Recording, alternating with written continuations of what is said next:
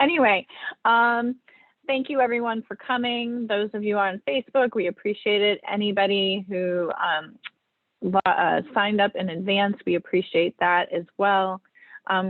Tonight, we're just thrilled to offer Saratoga Soul Brandtville Blues with Carol Daggs. We're just excited to have this part of Black History Month. And for those of you who are maybe new to the foundation, I am Samantha Hart. I am the Executive Director of the Saratoga Springs Preservation Foundation. And for those of you, some of you are very familiar with me, others of you may not be. So I'm just gonna give, and may not be familiar with the foundation. So I'm just gonna give you a brief tidbits about the foundation. We were founded in 1977. We promote the preservation and enhancement of the architectural and cultural landscape heritage of Saratoga Springs. We are a membership-based organization. So if you're not already a member, I hope that you will join us so that you can help support us to continue doing these types of programs and much more, like advocating for preserving our historic buildings, such as the two buildings that we are currently advocating to preserve at 65 and 69 Phyla Street that those owners are currently willfully neglecting in hopes of redeveloping the site at the expense of our history. We always encourage participation in our programs. So if you want, you can comment, as Nicole said, in the chat box. We encourage any questions you have, we'll try and have those be answered at the end of the presentation. Following up just a little bit more on the foundation, in addition to advocacy that I mentioned, we also host, as I said, a variety of educational programs. We will be doing some form of our historic homes tour virtually in May. So be prepared for that. We're already working on homes, and it should be an exciting event. As well as we do provide technical assistance to property owners who are undertaking projects with their within the historic district, architectural district, or within the city limits. And we also help with rehabilitation projects or restoration projects. And as many of you may already know, we've been actively involved with helping the small congregation of less than 30 people at the First Baptist Church restore their most endangered stained glass windows. And we were actively involved with the Spirit of Life Restoration in Congress Park, raising over $400,000 towards that effort. And that was 5 years ago. And last year, you know, with the city facing some budget cuts and limited staff, the foundation contributed to the geraniums and helped to organize many volunteers who contributed over 150 hours to maintain the landscape in Congress Park at the Spirit of Life. So we do a lot with a mighty little staff of 2.5. So just keep that in mind when you think about all that the foundation does with our lean and mean resources.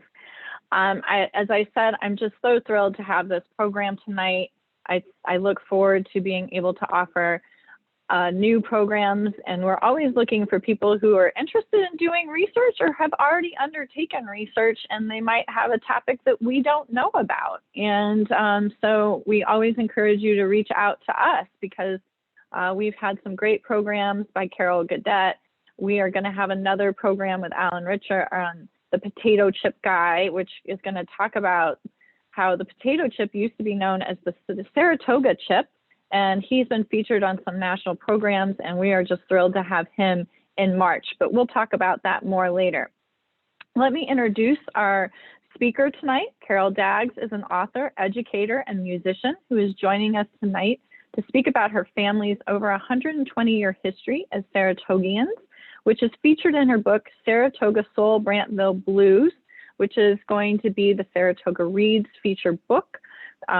Carol has been featured as a contributing author to the 2017 anthology, Before They Were Our Mothers, Voices of Women Before born before Rosie started riveting. Featuring 15 New York State women authors and edited by Patricia Nugent. In addition, Carol is an accomplished pianist and vocalist who's played at the famed Apollo Theater, which I can only imagine how amazing that experience must have been. This presentation, she'll talk about some excerpts from her book, and we'll focus on the area known as Brandtville on the east side of Saratoga. We are lucky to have research from a home on Doughton Avenue from Anne Krukal-Hakanos, which she researched in 2012. This area of Saratoga Springs was also known as the Gaslands for its high carbon dioxide levels from the mineral springs. Many residents of this area found employment in the grand hotels, restaurants, or at the race course. This area remained primarily rural with modest homes and farmhouses. So you'll see here on this map, the area identified as Brandtville. Up in the upper left-hand corner, just to give you some context, is the Green Ridge Cemetery off of Lincoln Avenue. And then also in the upper right-hand side, you'll see Saratoga Racecourse. And then actually in the middle, you'll see Bachelor, which clearly was probably affiliated with our Bachelor Mansion owner, but not at that location. But anyway, just some interesting names that you'll see. Marvin, prominent family, Stafford, who contributed to the development of Saratoga Springs. Throughout the 20th century, many homes in this area were not provided with utilities, partly because of the area's high water table. Despite not having many of these modern day conveniences, the Black and immigrant families that populated the Gaslands lived there for many generations. In the 21st century, the city secured grants designated for installing sewer and water lines, and around this time, the homes were renumbered to facilitate emergency dispatch services. Carol Daggs is one member of a long lineage of Saratoga residents who were born and raised in what her family referred to as Brandtville. Carol actually attended school number 4, where our office is now located. And with that said, I turn it over to Carol to share about her family's history in this area of Saratoga. Thank you. Well, thank you so much. That was quite a lot to process. So thank you so much.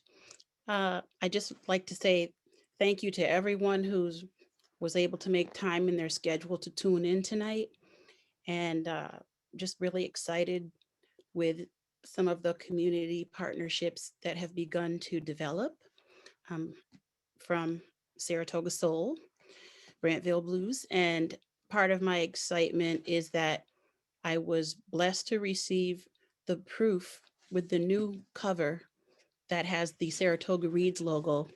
So that arrived yesterday. So here's a peek if you'd like to see. And I have a new order put in, which will take about a week. So for folks who have ordered some books already, I just want to say thank you, and they're in the queue. I just would like to talk a little bit about the partnership with the Saratoga Springs Preservation Foundation and a little bit of backstory on how Saratoga Soul came to be. And I was fortunate to meet Samantha during the city centennial. I believe that was 2015. I think it was 2015. And I was privileged to share a photo exhibit, which basically includes some of the photos from Saratoga Soul Brandtville Blues. And there were a number of really great events during that summer. And I produced a concert of jazzage and curated the exhibit of photos, which Saratoga Performing Arts Center was helpful with allowing use of the Spa Little Theater. And pretty much in the lobby was where all the photographs were. And it was open really just for that day, because I didn't have arrangements for it to be any longer than just that one time in August. So since being able to contribute to the anthology before they were our mothers, and that I think I shared before. So since the anthology, I'd just been more serious about writing and was able to develop the stories through posts on social media. And since people really began to take interest, and even some of my teachers kept asking, and some of my peers, my high school peeps, how y'all doing tonight? So it was just nice to be able to receive encouragement from people who were really enthused about the stories. And from there, it kind of grew, developed, and transformed into the Saratoga Soul Brandtville Blues. So I wanted to say a little bit about Mrs. Hockenos's house history. I know she did a house history for a home here on Doughton Avenue. And for those of you who may know Mrs. Hockenos, she's the former, I think, associate editor of Skidmore College's Scope magazine. So it was quite lengthy, and I want to thank the Preservation Foundation for sharing it with me. And just to know that the environmental piece of this area was really quite like an extension of the Spa State Park and the waters that, kind of are there extended underground to this neighborhood. So I don't know what else to say, except if it's all right with everyone, I'd like to go ahead and begin the slides, if that's okay. Is that all right with everyone? Okay, I want to thank you all again. I'm a little bit of I say tech reject because I'm still on my learning curve with a lot. So if there's a glitch, just pray for me. And I know I got Nicole and Samantha. Thank you. So I'm going to go ahead and share this screen. All right.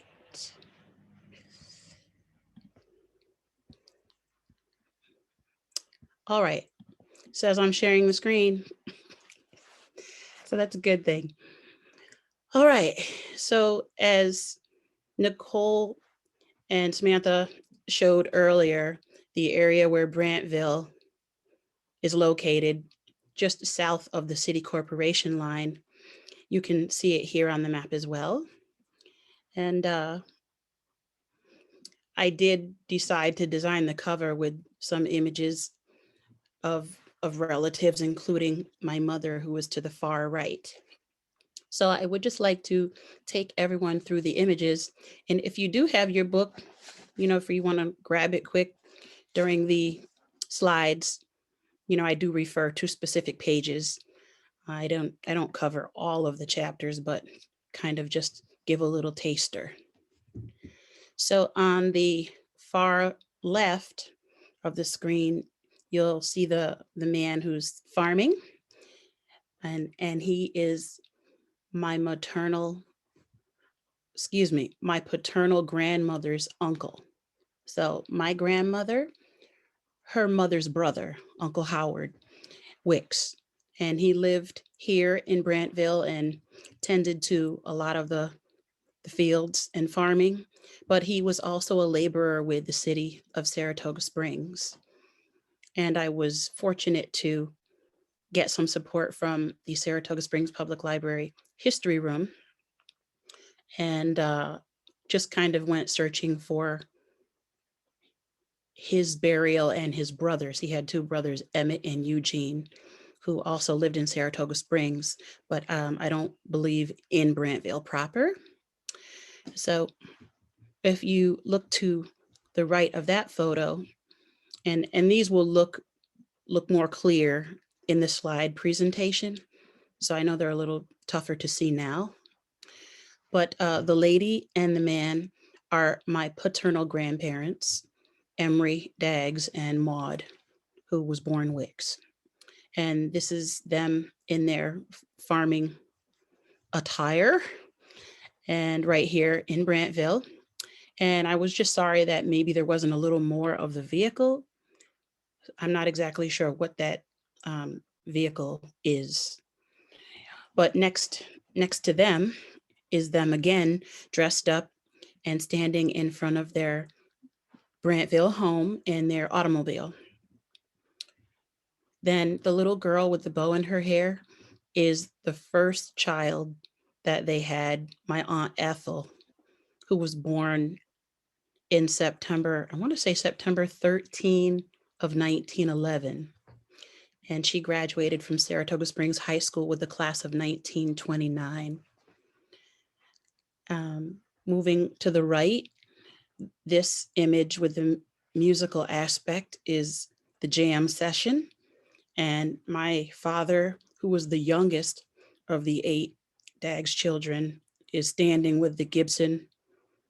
I think I don't know if it's a hollow body, but probably the latest model of Gibson that he could get his hands on. And my father's brother is seated next to him with a guitar. That's Emery Jr. Then my Uncle Donald, another brother, is seated at the piano, kind of turned. And in front of Uncle Donald is a cousin, Al Sawyer. And of the 4 of them, just the 2, Uncle Donald and cousin Al, they served during World War II. And you can see all the 45 records on the top of the piano. So certainly they were studied. And at the far right, my mother, who is Ruth, this is her high school graduation picture. And she was in Saratoga Springs, but then she took up work in Brooklyn as a live-in domestic with a well-to-do Jewish family. And she finished her night school at the Boys and Girls High School in Brooklyn. And this is her graduation picture from, I'm not sure exactly which class, but in the 1940s. All right, so if you have any questions, the chat is open, but I'm just going to go ahead and get into the photographs. Oh, should I say next slide, please?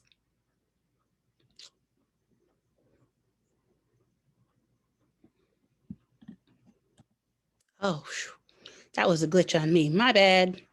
All right, so this is the first chapter. A is for African burial ground, and you'll find that starting on page 14.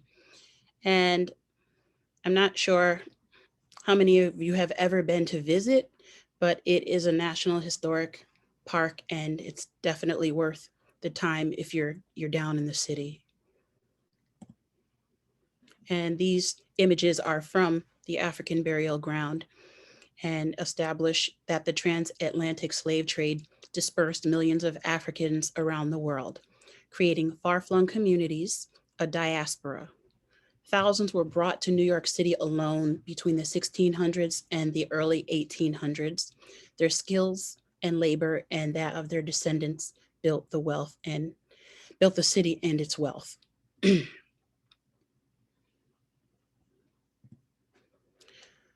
B is for Brandtville, which we talked about and heard from the Preservation Foundation that had also been called Gaslands, which I did not include in the book, though I have maps of the Gaslands, because I wanted it to be a little more about what the original residents called it.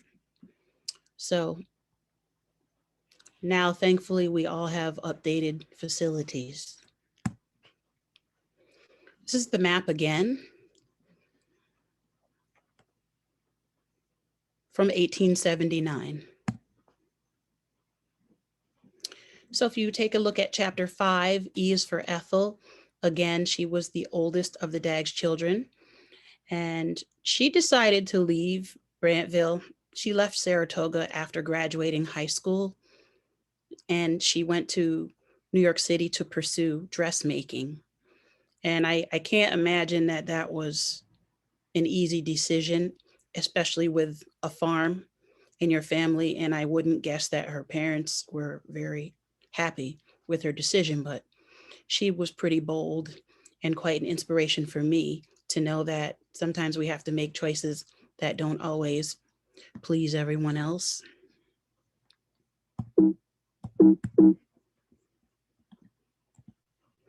And this is again Ethel Daggs, her baby picture from page 62. And as I understand, my grandmother made a lot of the children's clothes. So I'm certain she must have made this dress or smock, because I'm not sure if the ruffles are her collar or if she has like a little slip on underneath it. But this is one of my favorites. Later, there's a picture of Aunt Ethel in Congress Park that you'll see. All right, and this is her class of 1929 high school graduation photo. I just was really enamored with the hairstyles. You know, a lot of the ladies wore the waves. So I can aspire to that when my hair grows back. All right, chapter 6, F is for family and farming, begins on page 46. And again, this is the image from the front cover, Uncle Howard. And just to say a little bit about the house, I was blessed to receive a grant through the city's Office of Community Development. About 25 years ago, I was able to upgrade the home that is behind him. And that's where I'm blessed to be on Doten in Brandtville. And there are some other structures. Certainly the smaller structures, probably his outhouse. And then there are some buildings across the street, which I'm not sure exactly what they were. But there was also a chicken coop, which I have a negative for, and I just haven't gotten that image printed yet. So I'm looking forward to seeing more of what's on these negatives that I have still waiting. I understand they were born in Northumberland, which aligns with the chapter, the N chapter, which I'll talk about a little later. G is for grandparents, graduates, and girls, starting on page 52. And again, the images on the left are the same ones from the front cover of my grandparents. They were a dynamic duo. And I just can't imagine all that work.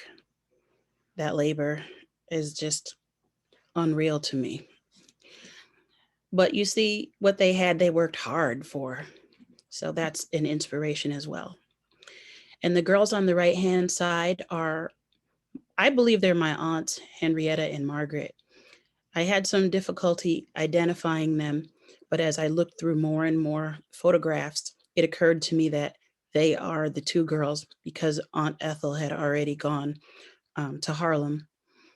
It occurs to me that it had to be them because there were only 3 girls and they were the only 2 left. So if you just take a peek in the rear, you'll see like a huge supply of hay. Trying to see exactly where it is. It's back there. And when I first saw this image, it occurred to me then how much of a serious farming enterprise was going on when you see all that hay.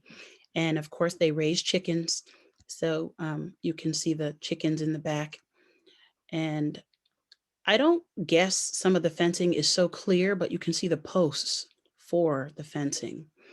And I'm just understanding that that building, I think there's a building in this picture. I can't see it because we're all on the right-hand side. So, the chicken coop would have been in this image too, to the right of the hay supply.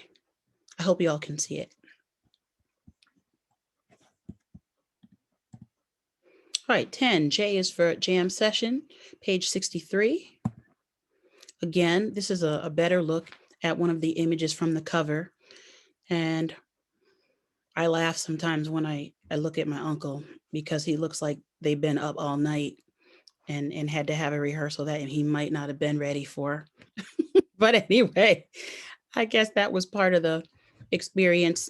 You could, go to the club and stay out. My relatives sometimes talk about being able to go to Hattie's for like breakfast after being out all night.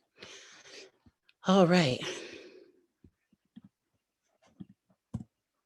12, L is for Lovely Ladies, starts on page 73.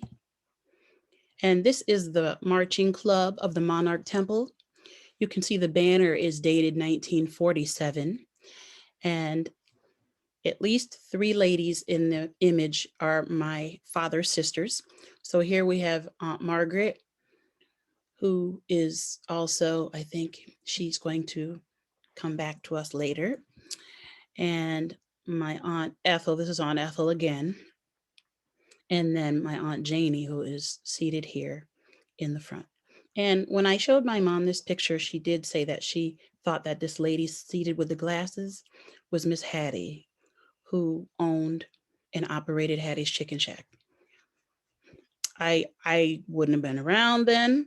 And what I do remember of Miss Hattie, like I couldn't say if that was really her. Some of you maybe who knew her well or better might be able to identify her. All right, P is for Pop-Up Parents, Play Pals, Pigs, and Potatoes. And this is our paternal grandfather, Emery Daggs Sr. From 1925. This is from my Aunt Ethel scrapbook. And you can see she, in her lovely cursive, wrote Dad, 1925. Both my grandparents were born in the decade of the 1890s. So at least Grandpa Emery was born in Amsterdam. And it's in the book, but I'll give you I'll spill a little tea.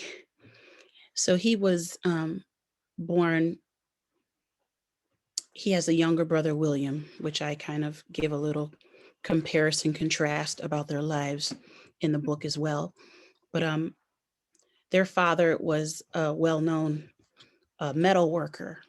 So I don't have a picture of him for the book, but if you see a picture of him, he's wearing a leather apron, and he's listed in the city directories of Amsterdam as a stove mounter and a tinsmith. So he worked with a lot of hot metal, but he took ill and passed away in 94, just before Thanksgiving. So that is when the family moved to Saratoga Springs. And I would even go so far as to say back to Saratoga Springs, because I'm still researching. It seems that my grandfather's mother, she had family here from the 1850s. So, and even one of the girls, his sister Liliana, was born here in Saratoga Springs. And I couldn't imagine how's that when they were in Amsterdam. But I just think that her support team was here. So she came here to have Liliana. But Liliana and my grandfather's father are buried in the Green Hill Cemetery in Amsterdam. This is one of my favorites. Also, this is my father, who is the shorter, and my Uncle Joe, who's the taller. And you can see that they are out in front of their home. They lived at 4 Doughton Avenue. And they were the last 2. They were 11 months apart, and they were fast friends and fellow musicians. All right. S is for Supportive Sewing, Sisters in Sorrows, starts on page 100. And this image pretty much is the wedding reception for my Aunt Margaret, who was married to Aristide Karen. And I always marvel at the lower right-hand corner, because in most of the images I've seen my grandfather, he's working or he's doing something. And in this image, he's sitting down.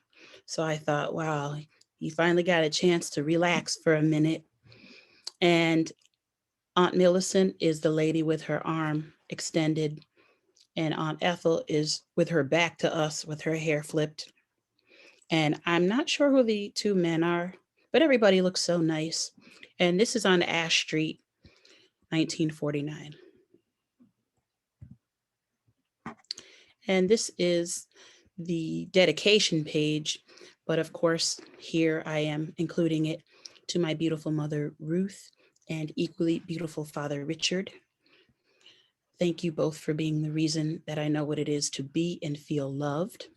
And also to all those beautiful people, and it's cut off, so forgive me if I paraphrase, but all of those folks who have, currently are, or will serve in the role of principal caregiver.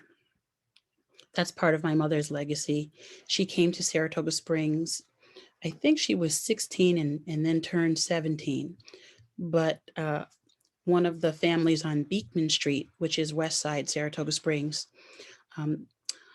for those of you who may know, Mrs.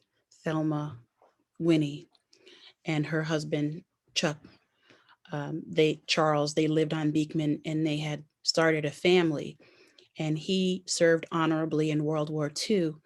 And when he was ready to just be discharged, they lived here in Saratoga Springs and they raised their family not far from the West Side Recreation Field. So eventually, he worked in the culinary services at Skidmore. For a time, I know he tended bar at one of the bigger hotels on Broadway. But when they were realizing they needed some help with their family because they both worked, she was a very fine seamstress and she had taught in South Carolina. So we called her Aunt Thelma, and she is from my mother's hometown of Beaufort, South Carolina. So they sent for my mother to come and be with them and, kind of live in as a nanny. And that's one of the legacies that I love about my mother, her years of caring for people, some elderly, some children, her own children, other people's children, so on and so forth. All right. And this, for those of you who may like to order the book, I'm not at a place right now where I can have it in a store. So I appreciate those of you who have been patient with me. I'm working on trying to get it some other places. But for now, the book is available securely online. And I do the PayPal link and I do have a Cash app. But for people who would prefer to just order it, as a postal order, I also have the PO box. So I check it each day or as regularly. If it's very snowy, I might not get down there. But I'm pretty consistent because I have to get my Fitbit steps in. Okay. All right. So I don't know really what else to tell you, except I want to share the next plate, which is thanking you for making time in your schedule to share in this presentation hosted by the Saratoga Springs Preservation Foundation. Oh, that's a lot.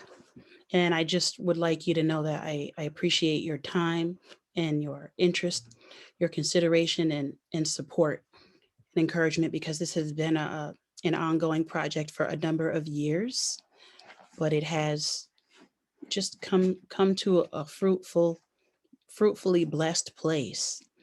And I appreciate the ongoing interest and support. And if anyone has any questions beyond the chat, of course, you would be able to email me at saratogasoul2020@gmail.com. And I think there's one more. Yes, I would like to be thankful for the community partnerships and organizations that have shown support for my creative work and honored my creative work. It's been really quite something since last summer. I actually had to wait to have the book printed because with the COVID restrictions, the printer was only allowed to cover essential material. So the book was not essential. And I was just put off by that because I had to wait until July for everything to phase back in to be, to be able to get it to print. So the Saratoga Springs Public Library, of course, Saratoga Reads. Again, if you'd like one of the newer books with the logo, they should be available very shortly. The Saratoga Book Festival and Saratoga Springs Preservation Foundation. Just want to express my gratitude for the amount of support that has been ongoing. And then I also would like to say that I've been privileged to share in a collaborative effort with MLK Saratoga. And some of you may have seen on the news Channel 10 today. Cassie Hudson from News Channel 10, she has a segment called Off the Beaten Path. And I've been privileged to work with Leslie Dana, Jean Fay, Jen Natizak, and Diana Domingo to kind of create our story. It's a treasure hunt. So for those of you who are interested in more history and maybe doing something out of doors by yourself or with your friends or with your children or grandchildren, it's a great intergenerational kind of activity to share, especially as it warms up. And if you like to go to the MLK Saratoga website, you can scroll down to and click on treasure hunt and you'll see the map and there are hints. So the project has gotten to the place where it will be beta testing. So if you are interested in being a beta participant, you can let MLK know. And I'm not sure that there's any. All right, Carol, we've got some questions. Yes.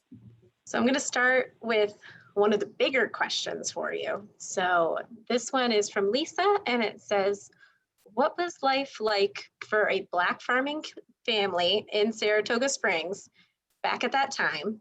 Was there a good sized Black community here? Were those from diverse backgrounds welcome here? Well, I'd probably have to do more research to speak beyond my immediate family.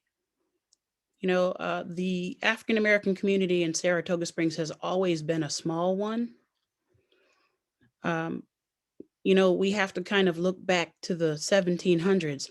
I was fortunate to attend Mr. Jim Richmond's brown bag lunch lecture at the Saratoga Springs Public Library.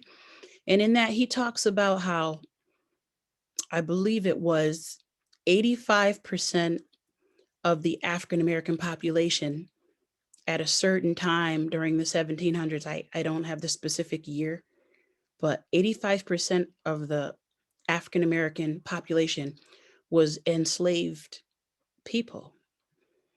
So to figure that 15% of people were free to even be something like a Brandtville. I mean, maybe not that early, but, into the 1900s at the turn of the century, it's really kind of amazing to even think with that statistic of 85% that even into the 1800s, Black folks could find any kind of autonomy,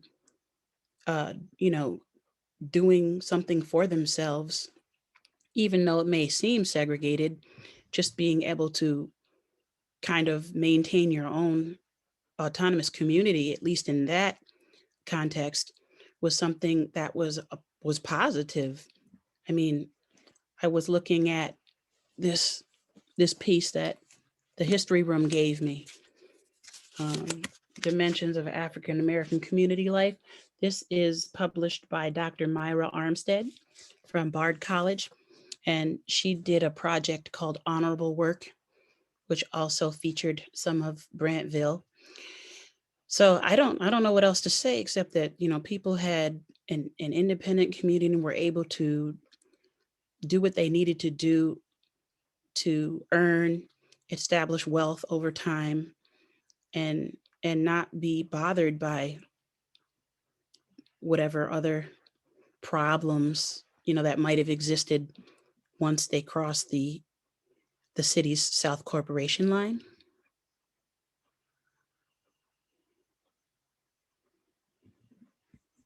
All right, that was very interesting, and I'm glad that you got to dive a little bit more into it. One of the questions from earlier in your presentation is asking if you know what clubs your family went to or played in. The one club that I am aware of was Jack's Harlem Club, which was on Congress Street. But I was also told by my Aunt Margaret that, there was like a Saturday night jam session on the porch here in Brandtville. And I understand that Uncle Howard was a virtuoso banjo player, and our grandmother Maud played mandolin. So at least they had some strings going on. But that would definitely be something to hear. I'm sorry, there's no recordings of that. Okay, another question we had from earlier was, can you tell us what a marching club does? Oh, yes. Well, the marching club, as I understand it, was like a sorority group. And depending on the time of year and events happening, the ladies would march in parades. In fact, the Black Elks used to have their annual parade. And I had the privilege of recently speaking with Mrs. Inez Tillman, who's a longtime Saratoga Springs resident, who lived at the top of Congress Street.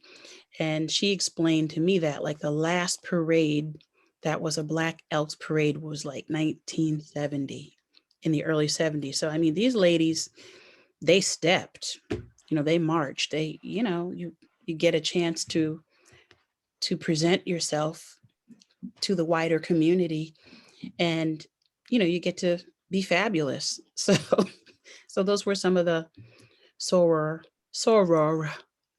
sorority kinds of events that the ladies participated in. I guess they had, dances and things like in the picture.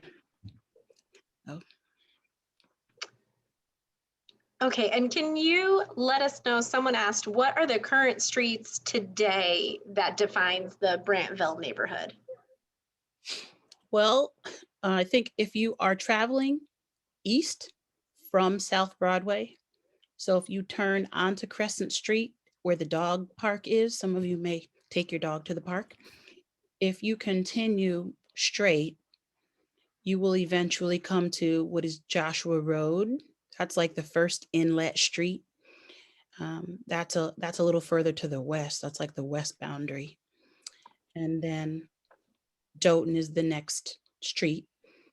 And if you travel down Doughton, you will eventually cross Penn Street.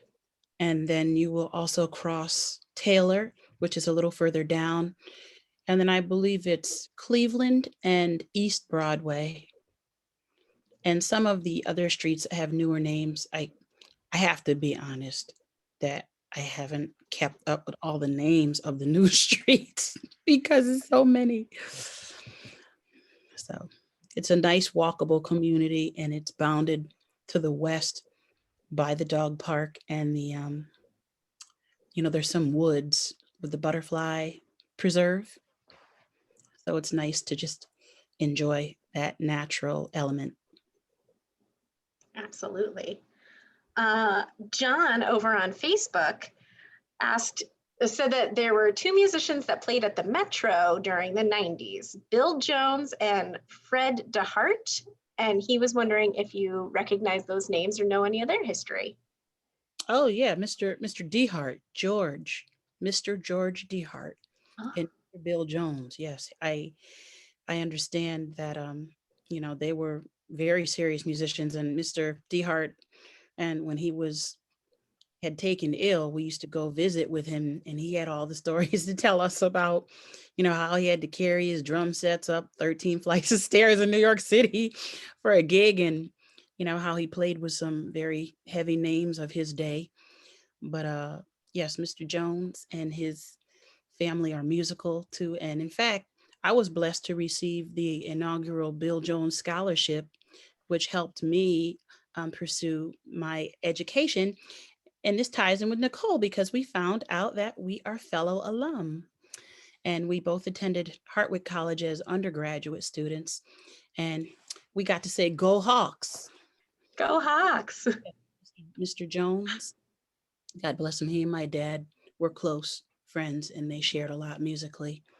And I don't know what else to say, just that I've been blessed by their family who thought enough of my musicianship to offer me the scholarship. And Carol, you play piano and you're a singer, correct? Yes, I'm a pianist and vocalist. My set name, my artist name is Jazzage. So if you like. Awesome. And I included some of your details on how to find you on Twitter and Facebook. And I included those on in the chat, and I will go and share those on Facebook as well so people can come and find you. Maria was wondering if there are any remnants of your family's farm that are still intact today. I can't really say because even the backyard here, it's all grown in with trees. And the one thing that you will see if you're, breezing around the neighborhood, my aunt's house has a pump, which still stands on the north face of her house. And when my father was still living, he built barbecue pits for relatives so that they could continue to enjoy their summer outdoor time. My father was a cement mason by trade, and he just wanted to do something special for people before he left us.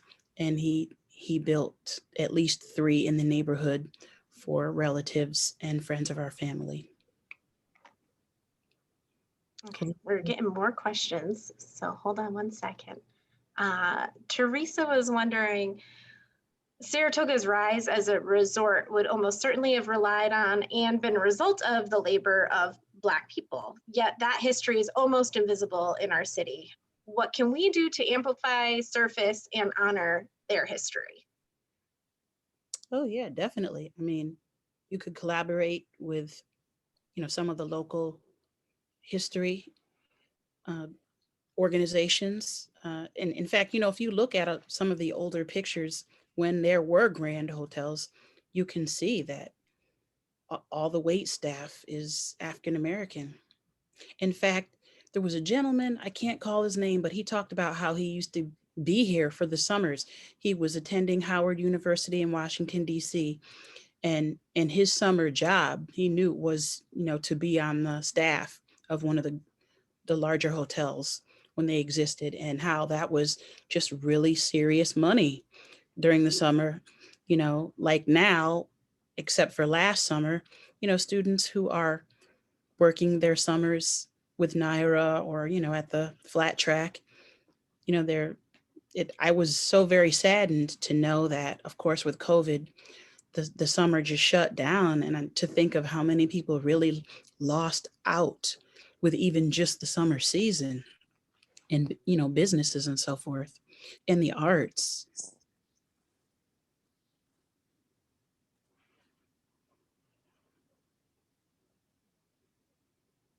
That was my tech challenge. I was muted. Do you know how many of the original Brandtville families are still living in your neighborhood? We have about half a dozen families. Some are here year round, and some are here seasonally. That's awesome. Okay. Lindley asked, during the time of urban renewal that you talked about in your book, were there stories that your family has shared about how it affected your family directly? For example, family friends leaving, community changing, things like that. I was about 7 years old when the church I grew up in, Dyer Phelps, was relocated to its current place on Crescent. Sometimes I get them mixed up. Crescent Street, because Crescent Avenue is closer to the state park. So, as a little girl, you don't always or boy, anyone, when you're a child, you don't understand what is happening in your world quite often. And I'm grateful that I did not see the church torn down. Like, I found an article with Mrs. Edna Bailey Miller, who was a women's Army Corps soldier, I guess I can call her, right? She was in the Women's Army Corps. And when she finished her service, she came back home to Saratoga Springs. Her father was the pastor at Dyer Phelps long before I ever arrived on the scene. So she, in that article, talks about, actually seeing the church torn down. All I really remember is, oh, we have a new church. Oh, we're blessing the cornerstone for the new church, and we're having services. And right now we're having services outside underneath the tent because the church is not quite done yet. Those were my memories. But just to think that, a sacred place is going to get torn down with like nothing, with a shoulder shrug. That's just, that's horrible to me. And that it's never even had a proper historic signage to say that it was ever there. That to me is cruel and callous. And hopefully we will look forward to seeing an historic sign or plaque or something to at least acknowledge the fact that the church stood there for over 100 years. Over 100 years. And Mount Olivet Baptist Church was also relocated to its current location on the corner of Jefferson and Crescent Street. And I understand they were on Williams and Federal. But again, there's no plaque to say that it once stood there. And that's more than appropriate to say that a sacred space is acknowledged with, an historic plaque.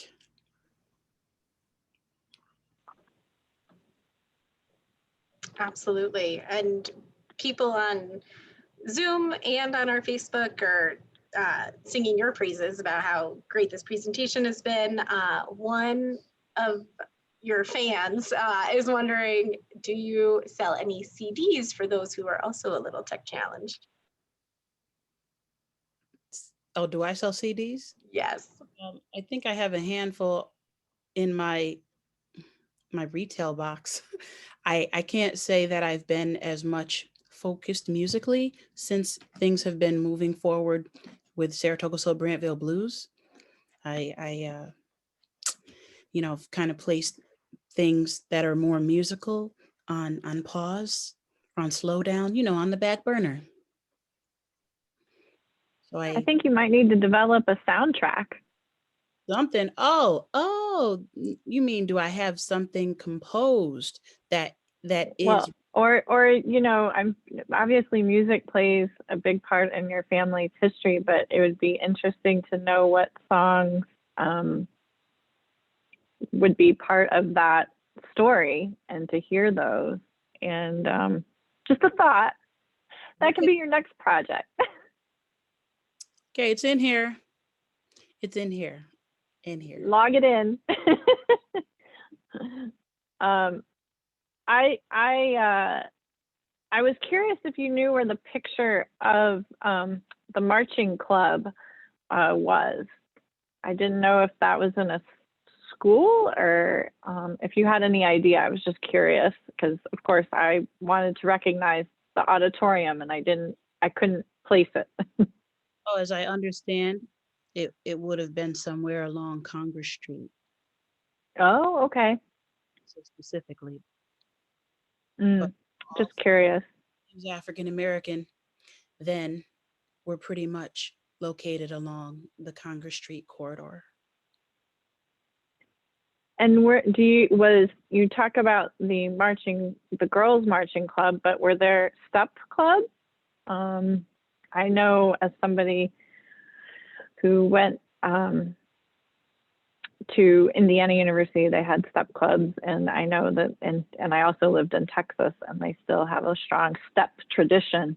And I didn't know if authorities at the HBCUs. But I didn't know if the men had, if there was a tradition of stepping and for men here in Saratoga. Well, what I do recall is hearing like Chad and Sean Stevens speaking of their father, Will Stevens, and some of the young men who were part of a youth development, which involved a drill teams that would also march and present in things like the Black Elks Parade. And there are some pictures. I can't say I came across a lot of them during my research, but certainly they ought to be available either in the City Historian's Archive or maybe even in the Bolster collection. I haven't looked. So that would be interesting to see. But every once in a while, And I see a piece posted on social media. mhm. Well, I know there's interest in signs, and there, just so people know, as much as I love to be responsible for signs, I am not responsible for signs in the city, at least historical markers. The city does have a process, and but I'm sure that if people wanted to help move that forward, that there would be an interest on the part of the city to see that history documented. I mean, much like the gut marker that, spoke to that Jewish heritage that, sometimes that unfortunately these stories get lost. And I think preservation speaks to how buildings tell stories. And sometimes when buildings are lost, it's not just the significant buildings, but it's vernacular buildings that help tell a story. And like you said, churches and clubs, and when they're erased, you miss, unfortunately, there's really only oral or written, and sometimes that doesn't get passed on. And I think buildings are important to reminding people of different history. And so I think this is a really important story that you're telling about this area and the culture. And we need to be certain that we make an effort in our community to preserve it. And we're very thankful for the opportunity to have you. And I look forward to reading your book. Now I need to purchase my own copy and learning more. But I want to thank everybody who came. I don't know if there are any more questions, Nicole. We just had a question on who would we contact to help with signage at the city? It would be Tina Carton. Oh, Tina Carton. Can I and go ahead. I was just going to say that if people were interested in the book and don't have it yet, there are a number of copies in circulation through the Saratoga Springs Public Library. And I think, if you have like a Sal's card, I think you could interlibrary loan it or just reserve it and walk in and pick it up. So if you are interested in the new cover, though, that'll be like another week. So in the meantime, if you wanted to, check with the library, that would be the most practical way to get a copy. Well, speaking of, people may not realize that we do a West Side tour in the summer, and that touches on the Irish and Italian and Black history of that neighborhood. Also, many people may not realize that the foundation, it's sort of in 2005, the foundation had a New York State Main Street grant that invested some funds on Beekman Street, including 3 $50,000 grants and 4 $10,000 grants. And one of those grants went to the Frederick Island Lodge because we think that is an important part of our Black heritage, as ensuring that the Black Elks Lodge continues. And we've helped with restoring some of the windows, and we are committed as they continue to do efforts to preserve their building. But I don't think people often realize some of the other things that we've done over the years. And so I just keep in mind our summer strolls, and then also keep in mind our potato chip presentation, which is also sort of a unique, interesting piece of Saratoga history. And I think we want to thank everybody who made a suggested donation. We were astounded by the support that we received, and we appreciate that so much. And we also just want to, if you're not already a member, I hope you'll consider being a member. If you're not prepared to be a member, I hope you'll consider donating. And I hope you will continue to support Carol and her book. And thank everyone for joining us tonight. And have a good evening. Thank you so much. Thanks, everyone. I couldn't type in chat to everyone. They have your email, Carol, so they can reach out. And I just want to say thanks again to everybody. I'm going to put the link one more time so that you can go and purchase her book. And I included links about becoming a member, because you get a discount on your summer stroll tickets. So it's just something to think about. And to everybody who's already a member, thank you. Well, thank you. Good night. Everyone, have a good night now.